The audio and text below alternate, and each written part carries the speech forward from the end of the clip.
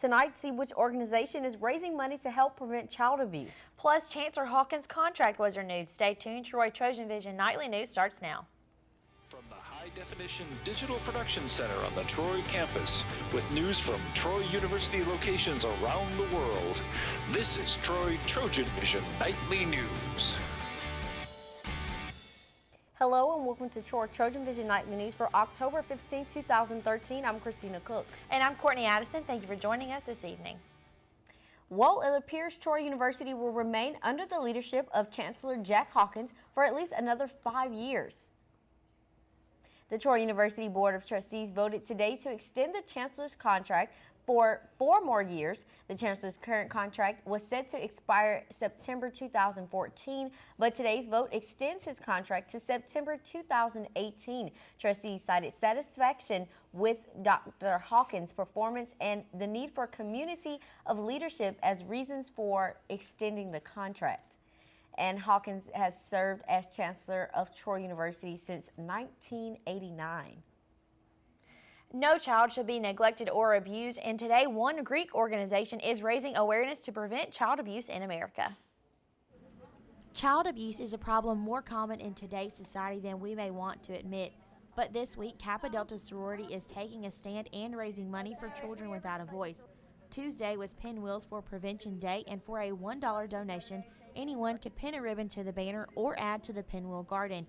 But Kappa Delta is also using social media and creating incentives to donate by generating a little competition. And we're actually kind of having a friendly competition going on among the Greeks.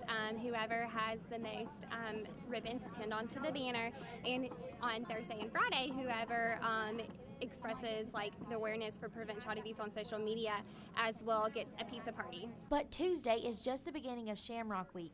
On Wednesday, Kappa Delta is taking a route a little sweeter to get their message out.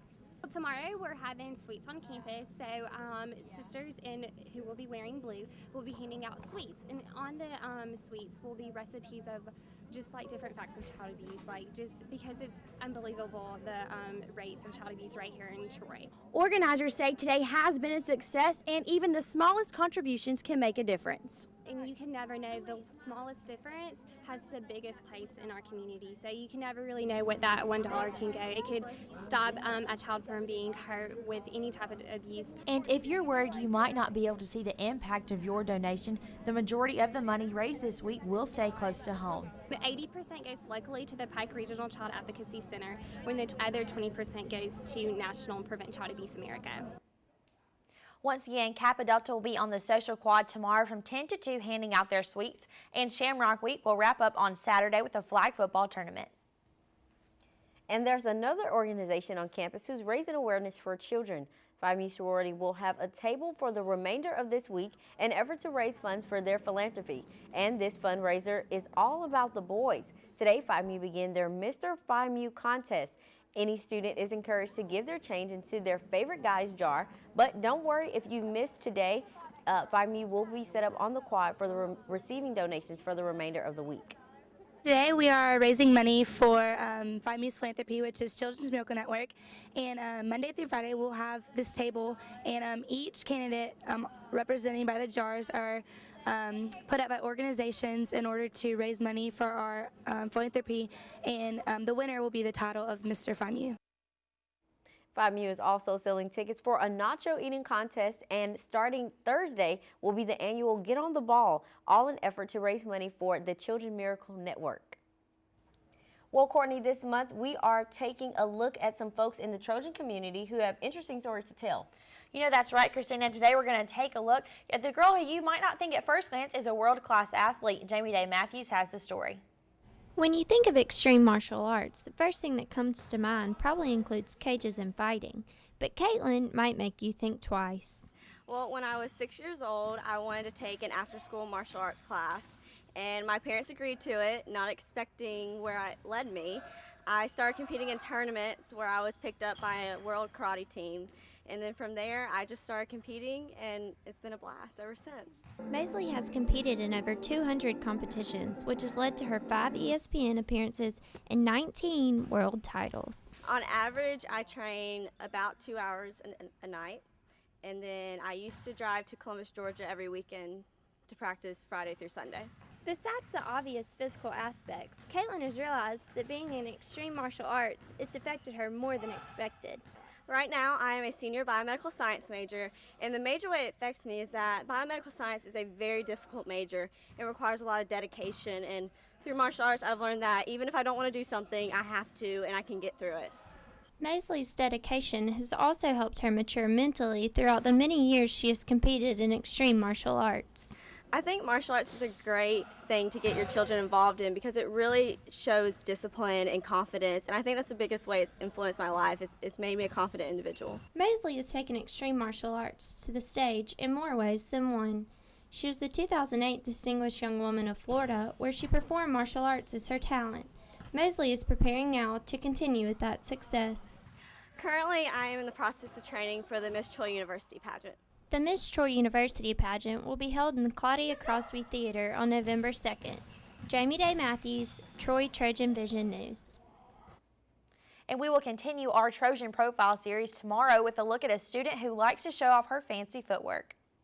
And now taking a look at news from around the state. In Ozark, the Alabama Bureau of Investigation is probing a fatal police-involved shooting. The Ozark police chief says officers told the man to drop a gun when they responded to a call yesterday, but he instead pointed the gun at the officers.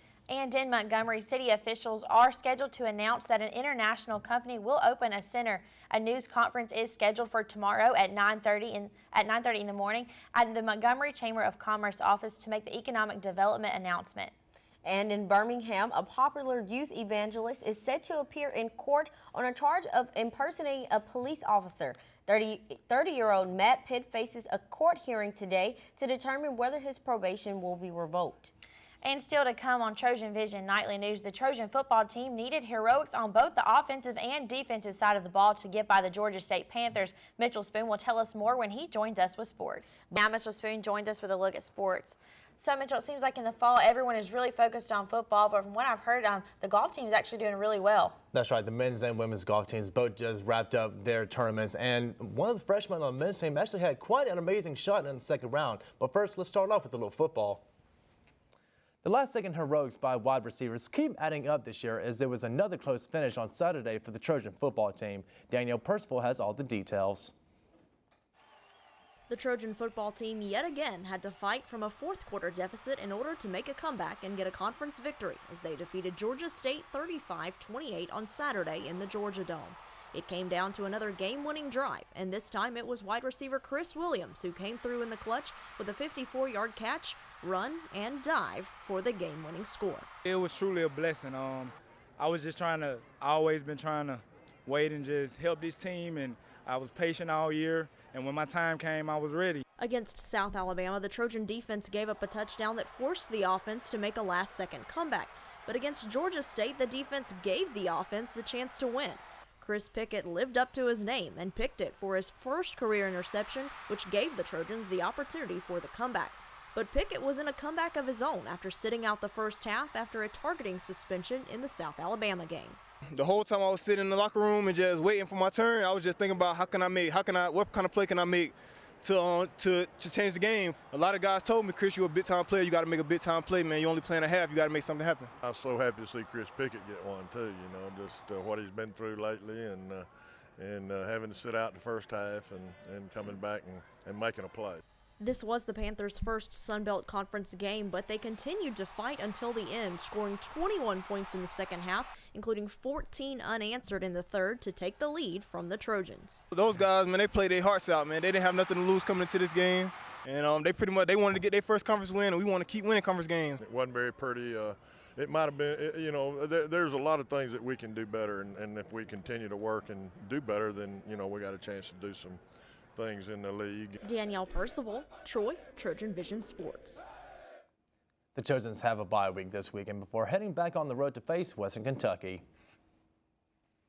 And the Troy men's golf team completed their final round earlier today at the Auto Trader Collegiate Classic, finishing in 11th place with a 9 over par and a total score of 873. Freshman Clay Vanoy led the way for the Trojans, finishing in a tie for 21st with an even par overall. The biggest highlight for him, though, was shooting a hole-in-one on a par 3 in the second round on the 8th hole.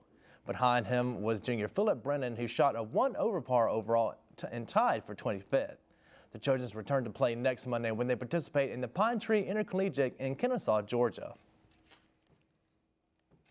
And the Troy women's golf team finished in 6th place out of 12 teams at the rain-shortened JU Classic. Junior Langley Vanoy and freshman Becca Horner both shot 5 over par to pace the Trojans and finished in a tie for 8th. Heavy rain at Marsh Landing Country Club made the course unplayable for Tuesday's final round. Vanoy shot even with par in the opening round before slipping to 5 over par in the second round. Horner opened with a 1 over par and finished with a 4 over par in the second round. In the opening round, though, the pair did have a couple of highlights. Horner finished 1 under par for all the 3 par holes, the second best tally on the field, and Vanoy carded 5 birdies on the first round, the third most on the field. The Trojans return to the links next Monday when they participate in the Blue Raider Invitation in Murfreesboro, Tennessee. So, Courtney, Christina, congratulations to Vanoy for making that hole-in-one on a par 3, and that's really outstanding for a freshman. Absolutely, that's amazing. And, hopefully he'll be able to continue that throughout the season. And best of luck to all the Trojans. Of course. Thanks so much, Mitchell.